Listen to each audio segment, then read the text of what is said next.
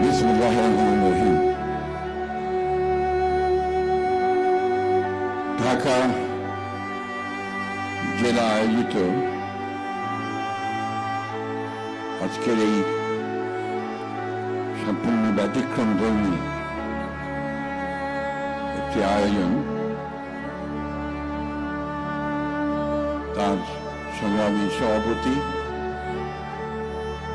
এই আয়োজনে উপস্থিত হয়েছেন বাংলাদেশের মানুষের ভবিষ্যতের কান্ডারি, চারদিকে গোটা বাংলাদেশ তাকিয়ে আছে। আমাদের বিএনপির ভারপ্রাপ্ত চেয়ারম্যান জনাব তারেক রহমান, আমাদের শহীদ পরিবারের সদস্যবৃন্দ, আহত আমাদের সৈনিকেরা, আমাদের স্থায়ী কমিটির সম্মানিত সদস্য বাবু অশোকচন্দ্র রায়, বিএনপির কেন্দ্রীয় নেতৃবৃন্দ, ঢাকা জেলার সম্মানিত নেতৃবৃন্দ এবং এখানে উপস্থিত ভাই ও বোনেরা, আসসালামু আলাইকুম। আজকের পেছনে যে ব্যাকগ্রাউন্ড, দাউ দাউ করে আগুন জ্বলছে এবং আমাদের এই আগুনে যারা শহীদ হয়েছেন তাদের স্বজনদের বক্তব্যের পরে এখানে বক্তব্য রাখার খুব একটা মানসিক অবস্থা থাকে না। আমার সেটা নেই।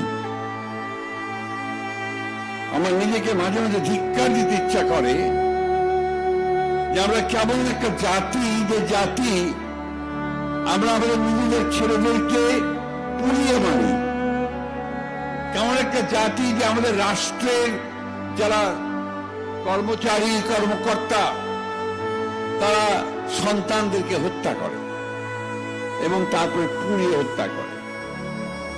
এখানে একজন মা বক্তব্য রাখছিলেন যে তার ছেলে বেঁচে ছিল, সেই অবস্থায় তাদেরকে পুড়িয়ে মারা হয়েছে। অনেকে অভিযোগ করেছেন, বিশেষ করে একজন মহিলা অভিযোগ করেছেন যে তার স্বামীকে মেরে ফেলার পরে, পুড়িয়ে ফেলার পরে তার কেউ খোঁজ নেয়নি, তিনি জানেন না যে তার স্বামী কোথায় কিভাবে আছে, তাকে কেউ সাহায্য করে। তিনি কুমিল্লা থেকে এসেছেন আজকে খবর পেয়ে। আমি ঢাকা ডিসিকে এখান থেকে বসেই ফোন করেছিলাম। তারা সরকার কমিট করেছিলেন যে যারা আহত এবং শহীদ, বিশেষ করে যারা শহীদ হয়েছে তাদের পরিবারগুলোকে 10 লক্ষ টাকা করে তারা প্রাথমিকভাবে অনুদান দেবেন, আর যারা আহত হয়েছে তাদের চিকিৎসার সমস্ত ব্যয়ভার বহন করবে। আমি মাত্র 2 জনকে এখানে পেয়েছি যারা সেই টাকাটা পেয়েছেন বন্ড হিসেবে, বাকিদের আমি জানি না। একটা ছোট বাচ্চা ছেলে, 8 বছর বয়স, তার মাথার খুলিটা উড়ে গিয়েছিল, সেটাকে আর্টিফিশিয়াল প্লাস্টিক দিয়ে জোড়া লাগানো হয়েছে। প্রিয় বন্ধুগণ, আমরা এমন একটা জাতি ক্ষমতায় টিকে থাকার জন্য আমাদের নেতা যারা আমাদের নেতৃত্ব করে, যাদেরকে দেশের মানুষ নেতা বলে মনে করে, তারা ক্ষমতায় চিরদিন টিকে থাকার জন্য এইভাবে গুলি করে মানুষ হত্যা করে, যেটা হাসিনা করেছে। এবং এখন দাবি উঠেছে সব তীব্র স্বরে যে আমরা হাসিনার বিচার চাই, গোটা জাতি হাসিনার বিচার চায়। কিন্তু বন্ধুরা, আজকে জানেন, সবাই জানেন যে হাসিনা পালিয়ে গেছে ভারতে। ভারত তাকে আশ্রয় দিয়েছে। আপনারা দেখেছেন যে সেখান থেকে সে বিভিন্ন অডিও ভার্সনে, কথায়, ভিডিওতে এখানে আবার বাংলাদেশে নৈরাজ্য সৃষ্টি করার জন্য বিভিন্ন রকম সেই প্রভোকেশন, উত্তেজনা ছড়ানোর চেষ্টা করছে। এবং তারা এর মধ্যে চেষ্টা করেওছে। গোপালগঞ্জে ইতিমধ্যে তারা সেই অবস্থা তৈরি করেছে। বন্ধুবান্ধবের কথাগুলি বলছি এই জন্যে যে একটা জাতিকে তার নিজের দেশকে রক্ষা করার জন্য, জাতিকে রক্ষা করার জন্য তাদের নিজেকে প্রত্যেককে সজাগ হয়ে থাকতে হবে। আজকে দীর্ঘ 15 বছর এই হাসিনা ফ্যাসিস্ট সরকার এই দেশের মানুষের উপরে স্থির চালিয়েছে। আপনারা যা বিএনপি করেন, বিএনপি হাজার হাজার নেতাকর্মীর বিরুদ্ধে মিথ্যা মামলা হয়েছে, অনেকে কারাগারে গেছেন। আপনাদের এই সাভার থেকে আসলে থেকে অনেকের সঙ্গে আমার দেখা হয়েছে আমাদের সেই কারাগারের মধ্যে, কেরানীগঞ্জ কারাগারে। এই যে গণতন্ত্রের জন্য আমাদের আন্দোলন, আমাদের অধিকারের জন্য যে আন্দোলন, আমাদের ভোটের অধিকারের জন্য যে আমাদের আন্দোলন, এই আন্দোলন তো আমাদের করার কথা ছিল না। এটা তো গণতান্ত্রিক রাষ্ট্র হওয়ার কথা ছিল 1971 সালে যুদ্ধের পরে। দুর্ভাগ্য আমাদের যে আজকে জোর করে ক্ষমতায় বসে ক্ষমতার সরকারি সংস্থাগুলোকে ব্যবহার করে তারা এইভাবে হত্যাযজ্ঞের মধ্যে দিয়ে ক্ষমতায় টিকেছিল। আল্লাহর কাছে অশেষ শুকরিয়া আদায় করছি যে আল্লাহ তাআলার অশেষ মেহেরবানিতে আমাদের ছাত্রদের আত্মত্যাগে, তাদের শহীদের আত্মদানে, আমাদের জনগণের আত্মদানের মধ্য দিয়ে আমরা সেই ভয়াবহ দানবের হাত থেকে মুক্তি পেয়েছি। কিন্তু এখন কিন্তু আমরা সেই গণতন্ত্রে ফিরে যেতে পারিনি, যে গণতন্ত্রের মধ্য দিয়ে আমরা আমাদের অধিকারগুলোকে প্রতিষ্ঠিত করতে পারব। আপনারা জানেন অনেক কথা হচ্ছে, আমি বেশি আলোচনা করব না, যেন সে আলোচনা করবেন। আজকে দেশকে আবার সঠিক জায়গায় নিয়ে আসার জন্য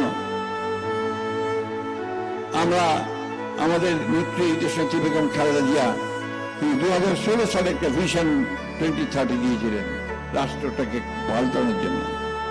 আমরা আমাদের ভারপ্রাপ্ত চেয়ারম্যান তারেক রহমান সাহেব তিনি 2022 সালে 31 দফা কর্মসূচি দিয়েছেন এই রাষ্ট্রটাকে বদলানোর জন্য, কাঠামো বদলানোর জন্য এবং বিচার বিভাগের স্বাধীনতার সহ বিভিন্ন সংস্কারগুলো করার জন্য।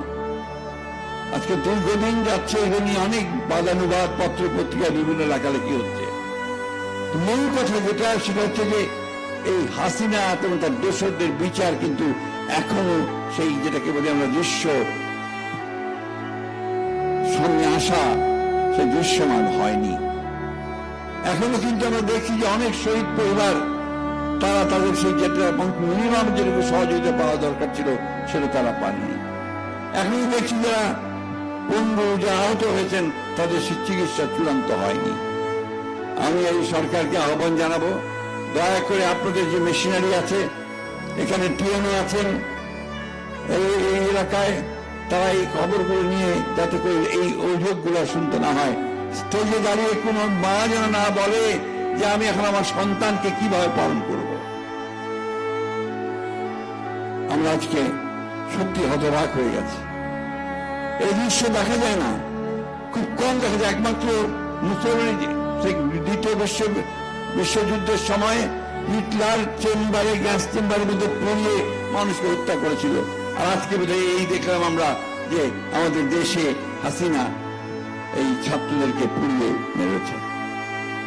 আমি বক্তব্য করবো না, শুধু এটুকু বলতে চাই, আজকে অনেক অনেক কথা হচ্ছে, রাজনৈতিক বাদানুবাদ হচ্ছে, হবেই, গণতন্ত্র সেটা স্বাভাবিক, কিন্তু এমন কোনো কিছু করবেন না যাতে আবার গণতন্ত্র ব্যাহত হয়।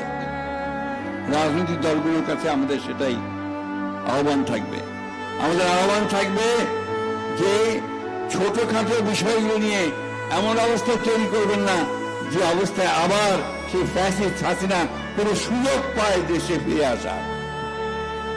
আমরা অনুরোধ করব সমস্ত রাজনৈতিক দলগুলোর কাছে যে আসুন আমরা অতি দ্রুত আমাদের যে সমস্যাগুলো আছে সেগুলোকে মিটিয়ে ফেলে আমরা গণতান্ত্রিক ব্যবস্থায় ফিরে যাই।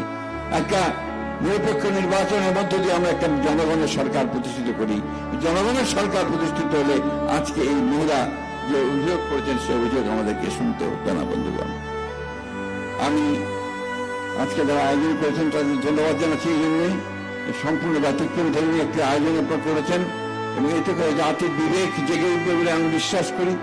আর আমি এটা বিশ্বাস করি যে আজকে আমাদের জনাব তারেক রহমানের নেতৃত্বে আজকে গোটা জাতিকে ঐক্যবদ্ধ করে আমরা অবশ্যই গণতন্ত্রে ফিরে যেতে সক্ষম হব এবং আজকে যারা বিচার পাচ্ছেন না তাদের বিচার নিশ্চিত করতে সক্ষম হব, তাদের জীবনের ব্যবস্থা করতে আমরা সক্ষম হব। এই কথা বলে আপনাদের সবাইকে ধন্যবাদ জানিয়ে বক্তব্য শেষ করছি। আসসালামু আলাইকুম, খোদা হাফেজ। বাংলাদেশ জিন্দাবাদ, বাংলাদেশ জাতীয়তাবাদী দল জিন্দাবাদ, শহীদ যে আমার হোক, দেশনেত্রী বেগম খালেদা জিন্দাবাদ, তারেক রহমান জিন্দাবাদ। জুলাই আগস্ট শুরু নয়, গণতান্ত্রিক আন্দোলনে যে সমস্ত শহীদ হয়েছেন সবাই অমর হোক, অমর হোক।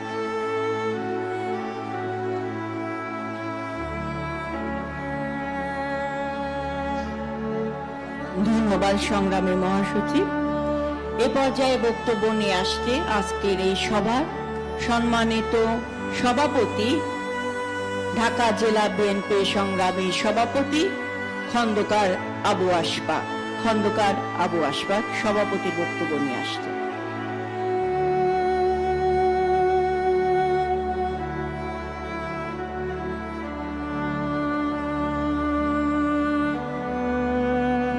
বিসমিল্লাহির রহমানির রহিম। নারকীয় জুলাই তথা সাভার আশুলিয়ার আজকের এই অনুষ্ঠানের সম্মানিত প্রধান অতিথি বিএনপি ভারপ্রাপ্ত চেয়ারম্যান জনাব তারেক রহমান, উপস্থিত আছেন বিএনপির সংগ্রামী মহাসচিব মির্জা ফখরুল ইসলাম আলমগীর সহ উপস্থিত কেন্দ্রীয় বিভিন্ন পর্যায়ের নেতৃবৃন্দ, উপস্থিত সাভার আশুলিয়া থেকে আগত বিভিন্ন পর্যায়ের শ্রমিক জনতা এবং হিতৈষীবৃন্দ, আসসালামু আলাইকুম। আজকের এই অনুষ্ঠানটি একটি ব্যতিক্রম ধর্মীয় অনুষ্ঠান। এটির আয়োজক ঢাকা জেলা বিএনপি, কিন্তু এটা কোনো দলীয় অনুষ্ঠান নয়। এই অনুষ্ঠানটি যারা এই দেশের জন্য প্রাণ দিয়েছে, যারা এই দেশের জন্য আহত হয়েছে, তথা সাভার আশুলিয়া অঞ্চলের যারা আপাময় জনতা, শ্রমিক জনতা, ছাত্র জনতা সহ যারা আছেন, তাদের সম্মানে, তাদের প্রতি সম্মান দিকে তাদের স্মৃতির অবদান হিসেবে আজকের আমাদের এই আয়োজন। আজকের আয়োজনে আমাদের এখানে কোনো নেতার কোনো ব্যানার নেই, কোনো দলের কোনো ব্যানার নেই, কোনো অঙ্গ সংগঠনের কোনো ব্যানার নেই, কোনো স্লোগান নেই, কোনো আয়োজনও নেই। সমস্ত আয়োজনটি কিন্তু যারা দেশের জন্য আত্মত্যাগ করেছেন তাদের জন্য।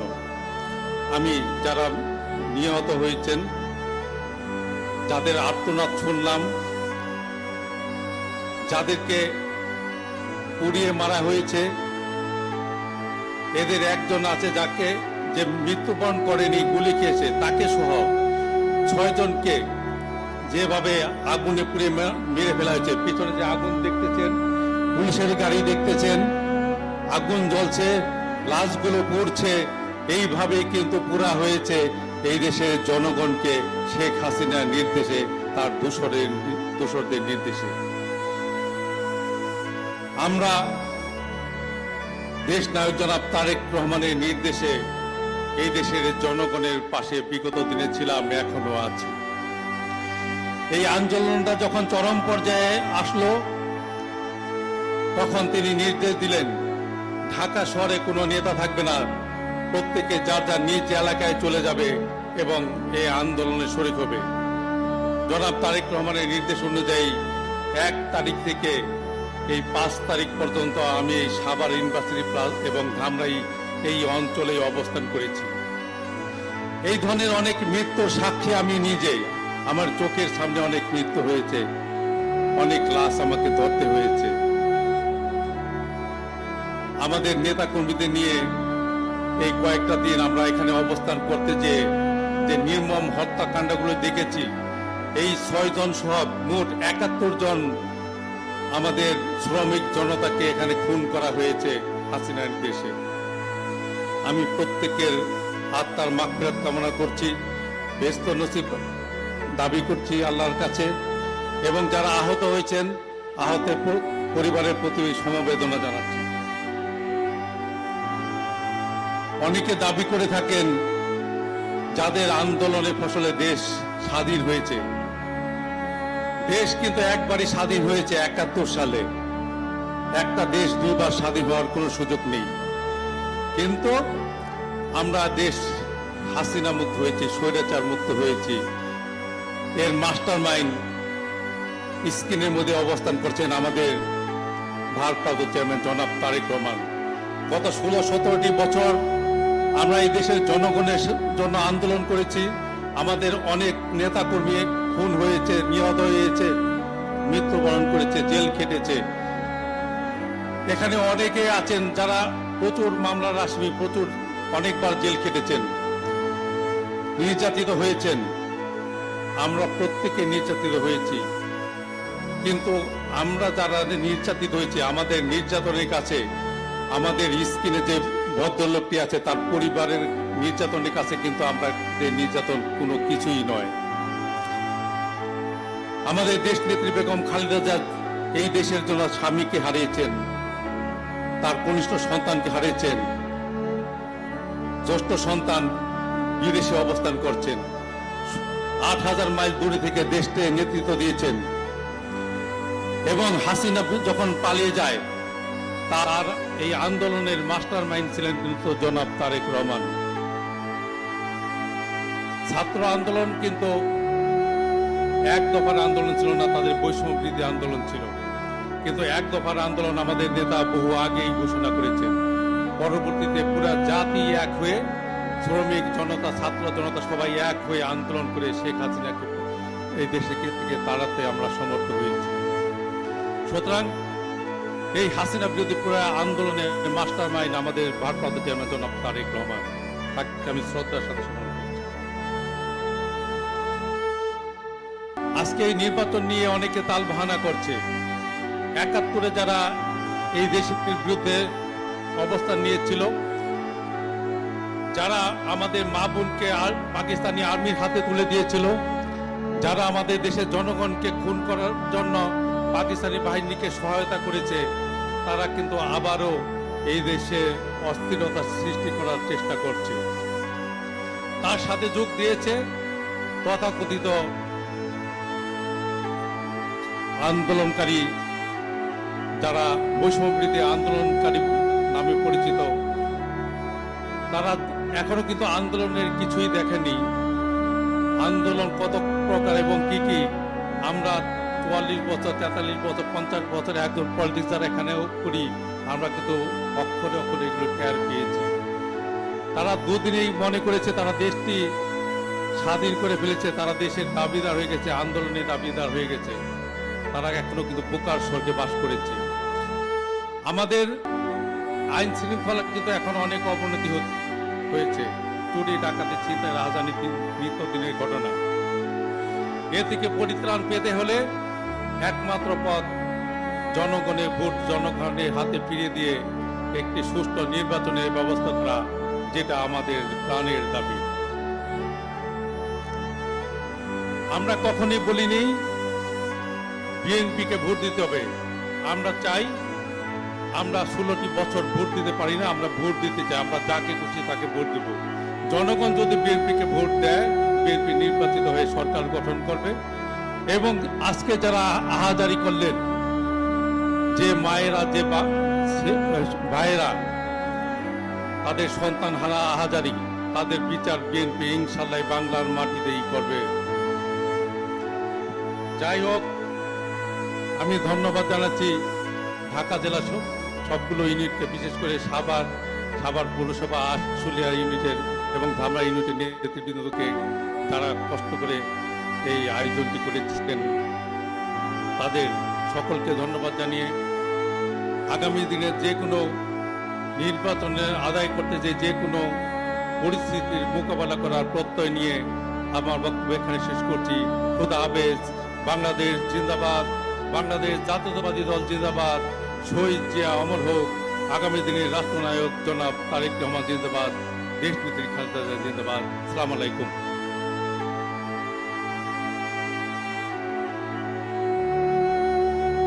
সংগ্রামী সাথী ও বন্ধুরা, যে মহৎ প্রাণ মানুষটির দিক নির্দেশনা এবং যার কথা শোনার জন্য অধীর আগ্রহে আপনারা সকলে উপস্থিত হয়েছেন, অপেক্ষমান আছেন, যিনি স্বৈর শাসকের নানা কূট কৌশল, দমন, নিপীড়ন, নির্যাতনের মুখেও অসাধারণ বিচক্ষণতার সাথে দলকে ঐক্যবদ্ধ রেখেছেন এবং স্বৈর শাসনের বিরুদ্ধে সর্বাত্মক আন্দোলনে বাংলাদেশ জনগণকে অনুপ্রাণিত করেছেন সেই আমাদের প্রাণপ্রিয় নেতা, বাংলাদেশের আপামর জনগণের নেতা, গণতন্ত্রের মানসপুত্র, বাংলাদেশ জাতীয়তাবাদী দলের সম্মানিত ভারপ্রাপ্ত চেয়ারম্যান দেশনায়ক জনাব তারেক রহমান এখন ভাষণ রাখবেন এবং দিক নির্দেশনা দিবেন। সংগ্রামী নেতৃবৃন্দ, এ পর্যায়ে বক্তব্য নিয়ে আসছেন বিএনপির সংগ্রামী ভারপ্রাপ্ত চেয়ারম্যান দেশনায়ক জনাব তারেক রহমান। জনাব তারেক রহমান।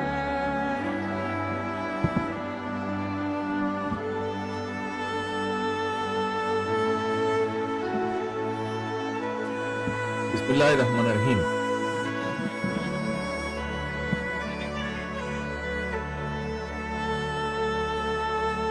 গণ অভ্যুত্থানের অংশীজন শ্রমিক জনতার সম্মানে আজকের আয়োজিত এই অনুষ্ঠানের সম্মানিত সভাপতি, অনুষ্ঠানে উপস্থিত মহাসচিব বাংলাদেশ জাতীয়তাবাদী দল জনাব মির্জা ফখরুল ইসলাম আলমগীর, উপস্থিত স্থায়ী কমিটির নেতৃবৃন্দ, উপস্থিত সম্মানিত উপস্থিতিবৃন্দ, কৃষক শ্রমিক পেশাজীবী প্রতিনিধিগণ, গণ অভ্যুত্থানের শহীদ পরিবারের সম্মানিত সদস্যগণ, গণ অভ্যুত্থানে আহত সাহসী বন্ধুগণ, আলোচকবৃন্দ এবং এই অনুষ্ঠানে উপস্থিত সকল উপস্থিতি এবং শ্রোতাবৃন্দ, আসসালামু আলাইকুম। এতক্ষণ পর্যন্ত যারা বক্তব্য রেখেছেন, আপনাদের সবার বক্তব্যে গণ অভ্যুত্থানের সময় নৃশংসতা এবং এর আগে পরে পরিস্থিতি, গণ অভ্যুত্থানে বীর জনগণের আত্মত্যাগ, সন্তান স্বজনহারা পরিবারগুলোর আশা নিরাশা এবং দেশের বর্তমান সার্বিক পরিস্থিতির একটি চিত্র উঠে এসেছে।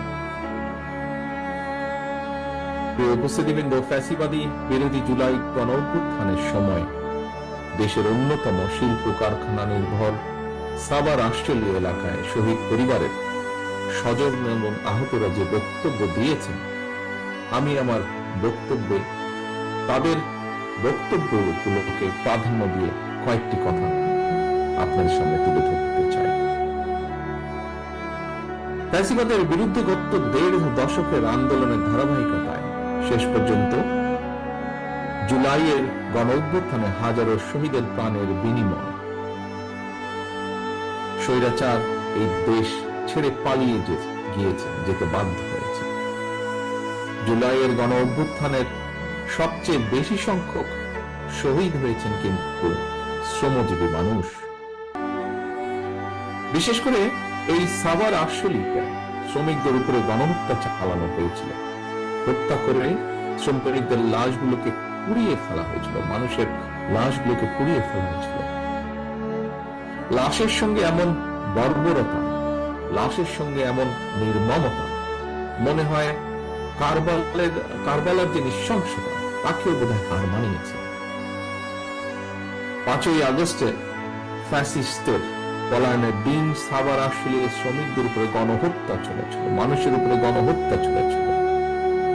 প্রিয় উপস্থিতিবৃন্দ, সরকারি চাকরিতে কোটা সংস্কারের দাবিতে গত বছর জুলাইয়ে যে আন্দোলন শুরু হয়েছিল, সেই আন্দোলনে কিন্তু শ্রমজীবী মানুষের সরাসরি কোনো স্বার্থ হয়তোবা জড়িত ছিল না, কারণ তারা কোনো সরকারি চাকরির আশা করেননি। তাহলে প্রশ্ন আসে, পোশাক কারখানার শ্রমিক, রিক্সা চালক, দিনমজুর, ভ্যান চালক, অটোরিক্সা চালক, ট্রাক চালক, হেল্পার, সহকারী, দোকান কিংবা রেস্তোরাঁ কর্মী অথবা বিভিন্ন বয়সের নারী পুরুষ সকল শ্রেণীর মানুষ কেন সেদিন রাজপথে নেমে এসেছিলেন? একজন রাজনীতিবিদ হিসাবে, একজন রাজনৈতিক কর্মী হিসাবে আমি একটি কারণ খুঁজে পাই। এর কারণ একটাই, দেশের সকল শ্রেণী পেশার মানুষ, দেশপ্রেমিক গণতান্ত্রিকামী জনগণ বিশ্বাস করেছে রাষ্ট্র ক্ষমতায় ক্ষমতালোভী যে ফ্যাসিস্ট যে পালিয়ে গিয়েছে, তারা যদি রাষ্ট্র ক্ষমতায় থাকে, রাষ্ট্র ক্ষমতায় তারা থাকলে কৃষক, শ্রমিক, ছাত্র, জনতা কেউ তাদের গণতান্ত্রিক রাজনৈতিক অধিকার ফেরত পাবে না। কারোরই কোনো ন্যায্য দাবি আদায় হবে না। দেশপ্রেমিক গণতান্ত্রিক আমি জনগণ বিশ্বাস করেছিল সেদিন যে ক্ষমতালব্ধী ফ্যাসিস্ট রাষ্ট্র ক্ষমতা কুক্ষিগত করে রাখতে সক্ষম হলে দেশের সার্বভৌমত্ব ভুলুণ্ঠিত হবে, এবং এ কারণে ফ্যাসিস্টদের সেই স্বৈরাচারের শাসনের বিরুদ্ধে দেশপ্রেমিক শ্রমজীবী কর্মজীবী মানুষ নির্দ্বিধায় শহীদী মৃত্যুকে সাহসের সঙ্গে সেদিন আলিঙ্গন করেছিলেন। প্রিয় উপস্থিতিবৃন্দ, সুতরাং সম্মানের সঙ্গে আমাদের স্মরণ করা দরকার, স্মরণ রাখা দরকার, স্রেফ একটি সরকারি চাকরি পাওয়ার আশায় শ্রমজীবী কর্মজীবী মানুষ রাজপথে জীবন উৎসর্গ করেননি সেদিন। এই জনগণ একটি ইনসাফ ভিত্তিক গণতান্ত্রিক মানবিক রাষ্ট্র প্রতিষ্ঠার স্বপ্ন নিয়ে, আকাঙ্ক্ষা নিয়ে রাজপথে নেমে এসেছিলেন। ফ্যাসিবাদ হটিয়ে রাষ্ট্র রাজনীতিতে জনগণের আইনের অধিকার, জনগণের অধিকার প্রতিষ্ঠার আশায়, নিজেদের অধিকার প্রতিষ্ঠার আশায় আত্মত্যাগ করেছিলেন। আজ যদি শ্রমজীবী কর্মজীবী মানুষেরা জানতে চায়, সেই শহীদের আত্মা যদি জানতে চায়, গণ অভ্যুত্থানের সবচেয়ে বেশি সংখ্যক শ্রমজীবী মানুষ শাহাদাত বরণ করেছে, কিন্তু বর্তমান সরকার এবং প্রশাসনে শ্রমজীবী কর্মজীবী মানুষের অবস্থান কি? পলাতক ফ্যাসিস্ট মুক্ত বাংলাদেশে বর্তমানে রাষ্ট্র সংস্কারের যে কর্মযজ্ঞ চলছে, সেখানেই বা তাদের প্রতিনিধিত্ব কোথায়?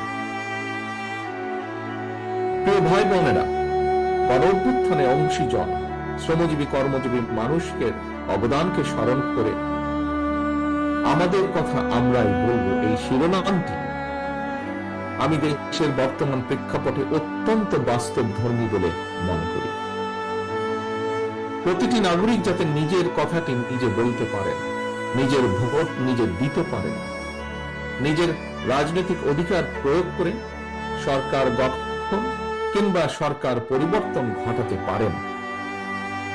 জনগণের রাজনৈতিক ক্ষমতায়নের এই রাজনীতিটি বিএনপি বাংলাদেশে প্রতিষ্ঠা করতে চায়।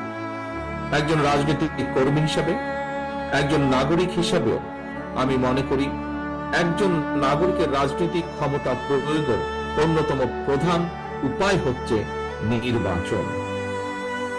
প্রতিটি নাগরিক যাতে নিজের কথা নিজেই বলতে পারে, সেটি নিশ্চিত করার স্বার্থেই দেশে একটি দায়িত্বশীল রাজনৈতিক দল হিসাবে বিএনপি বারবার একটি অবাধ, সুষ্ঠু এবং নিরপেক্ষ নির্বাচন অনুষ্ঠানের দাবিকে অগ্রাধিকার দেয়।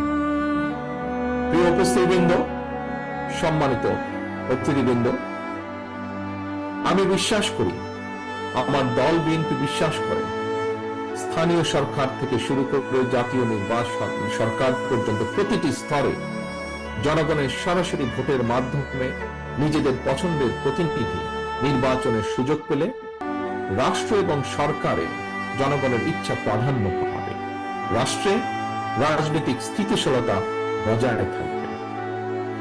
রাষ্ট্র রাজনীতির মূল ভিত্তি হচ্ছে জনগণ। জনগণকে দুর্বল রেখে রাষ্ট্র রাজনীতি, সরকার কিংবা সংস্কার কোনো কিছুকেই শক্তিশালী এবং টেকসই করা সম্ভব নয়, করা যাবে না। নাগরিকদের রাজনৈতিক ক্ষমতা প্রয়োগ এবং চর্চার মধ্য দিয়ে রাষ্ট্র রাজনীতি এবং জনগণ শক্তিশালী হয়ে ওঠে। রাষ্ট্রের জনগণ রাজনৈতিক এবং অর্থনৈতিকভাবে শক্তিশালী হয়ে উঠলে ভবিষ্যতে কেউ দেশে ফ্যাসিবাদ কায়েম করতে পারবে না বলে আমরা দৃঢ়ভাবে বিশ্বাস করি। আর দেশকে কেউ তাবেদার রাষ্ট্রে পরিণত করতে সক্ষম হবে না। তাহলে সম্মানিত উপস্থিতিবৃন্দ, সরকার এবং রাজনৈতিক নেতৃত্বকে জনগণের মুখাপেক্ষী করা গেলে রাজনীতিতে গুণগত পরিবর্তন করা সম্ভব। একই সঙ্গে জনগণের রাজনৈতিক ক্ষমতায় নিশ্চিত করাও সম্ভব হবে। দেশের সর্বস্তরের জনগণ কয়েকজন মানুষের হাতে রাষ্ট্রীয় ক্ষমতা তুলে দেওয়ার জন্য 1.5 দশক ধরে নিশ্চয়ই আন্দোলন অব্যাহত রাখেনি, কিংবা জুলাইয়ের গণঅভ্যুত্থানেও শহীদ হননি। জনগণ রাষ্ট্র এবং সরকারে নিজেদের অধিকার প্রতিষ্ঠা করার জন্যই স্বৈরাচার বা ফ্যাসিবাদকে হটিয়েছে, জীবন উৎসর্গ করেছে। সুতরাং সরকারে যখন যারাই থাকুক, কেউ সরকার পরিচালনা করতে চাইলে তাদেরকে অবশ্যই নাগরিকদের কথা শুনতে হবে। প্রতিটি নাগরিকের আশা ভাষা বুঝতে হবে। কেউ জনপ্রতিনিধি নির্বাচিত হতে হলে তাকে অবশ্যই জনগণের সঙ্গে সম্পর্ক রাখতে হবে। বিএনপি জনগণের ক্ষমতায়নের এই রাজনীতি প্রতিষ্ঠার মাধ্যমেই শহীদদের কাঙ্ক্ষিত বাংলাদেশ গড়ে তুলতে চায়। সম্মানিত উপস্থিতিবৃন্দ, ফ্যাসিবাদ হটিয়ে জনগণ রাষ্ট্র এবং সরকারে নিজেদের অধিকার নিশ্চিত করতে অন্তর্বর্তীকালীন সরকারের হাতে রাষ্ট্র পরিচালনার ভার অর্পণ করেছে। এখন রাষ্ট্রে জনগণের মালিকা জনগণের ক্ষেত্রে অন্তর্বর্তীকালীন সরকার মাঝে শোনা যায় যে সকল কথা, একটি অন্তর্বর্তীকালীন সরকারের একটি অংশ নানা অপ্রকৌশলের আশ্রয় নিচ্ছে। অন্তর্বর্তীকালীন সরকার শিক্ষাঙ্গন, স্থানীয় সরকার কিংবা জাতীয় সরকার, প্রতিটি ক্ষেত্রে বিএনপি জনগণের ভোটে প্রতিনিধি নির্বাচিত করার পক্ষে। কিন্তু এইসব নির্বাচন অনুষ্ঠানের ক্ষেত্রে অন্তর্বর্তীকালীন সরকার অগ্রাধিকার নির্ধারণে বিচক্ষণতার পরিচয় দিতে পারছে কিনা, এটি একটি বিরাট প্রশ্ন এই মুহূর্তে জনগণের সামনে। আমি অন্তর্বর্তীকালীন সরকারের প্রতি দৃষ্টি আকর্ষণ করে বলতে চাই, শত শহীদদের রক্তের বিনিময় পতিত, পলাতক, পরাজিত, বিতাড়িত ফ্যাসিবাদী অপশক্তি রাষ্ট্র রাজনীতিতে পুনর্বাসিত হওয়ার সুযোগ নিতে ওত পেতে রয়েছে। সরকারের যে কোনো ভুল সিদ্ধান্তে দেশে গণতন্ত্র উত্তরণের যাত্রা পথকে সংকটে ফেলে দিতে পারে। দেশে ফ্যাসিবাদ, উগ্রবাদ, চরমপন্থা মাথাচাড়া দিয়ে উঠতে পারে। কাজেই এই ব্যাপারে আমাদের সকলকে, বিশেষ করে অন্তর্বর্তীকালীন সরকারকে অত্যন্ত সতর্ক থাকতে হবে, থাকা প্রয়োজন। শহীদ পরিবারের সম্মানিত সদস্যবৃন্দ, এবার আমি গণঅভ্যুত্থানে শহীদ, শ্রমজীবী, কর্মজীবী শহীদ পরিবারের উদ্দেশ্যে কয়েকটি কথা বলতে চাই। আমি আগেও বলেছি, শহীদগণ কিন্তু শুধুমাত্র একটি সংখ্যা নয়, একটি প্রাণের সমাপ্তির অর্থ, একটি পরিবারের মৃত্যু, একটি স্বপ্ন সম্ভাবনার অবসান। তবে আপনাদের সন্তান স্বজনের শহীদ মৃত্যু দেশ এবং জনগণকে ফ্যাসিবাদ মুক্ত করেছে। দেশ আপনার শহীদ সন্তানের কাছে ঋণী। প্রতিটি শহীদ পরিবারের প্রতি রাষ্ট্র এবং সরকারের দায়িত্ব রয়েছে। কৃষক, শ্রমিক, মেহনতি মানুষ যাতে দেশে গণতন্ত্র প্রতিষ্ঠায় শ্রমজীবীদের অবদান নিয়ে গর্ব করতে পারে। শ্রমজীবী, কর্মজীবী শহীদ পরিবারের বর্তমান এবং ভবিষ্যৎ প্রজন্মের সদস্যরা যাতে তাদের স্বজনদের শহীদ মৃত্যু নিয়ে গৌরব করতে পারেন। বিএনপি আসন্ন জাতীয় নির্বাচনে জনগণের রায় রাষ্ট্র পরিচালনার দায়িত্ব পেলে সাভার, আশুলিয়া কিংবা অন্য কোনো সুবিধাজনক এলাকায় শ্রমজীবী, কর্মজীবী মানুষের আত্মত্যাগের সম্মানে একটি বিশেষ স্থাপনা নির্মাণের পরিকল্পনা করছে। বিএনপির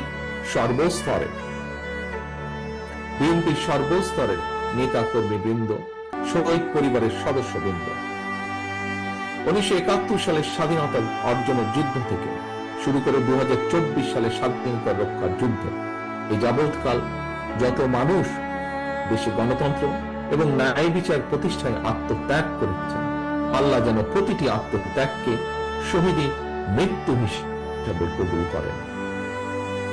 আল্লাহর দরবারে এই প্রার্থনা করছি, আহতদের দ্রুত আরোগ্য কামনা করছি এবং একই সাথে আজকে শহীদদের সম্মানার্থে শহীদদের স্বজনদের পরিবারের সদস্যদেরকে তাদের মনের কথা তুলে ধরার জন্য আজকের এই অনুষ্ঠান আয়োজন যারা করেছেন তাদের সকলকে আবারও ধন্যবাদ জানিয়ে আমার বক্তব্য এখানেই শেষ করছি।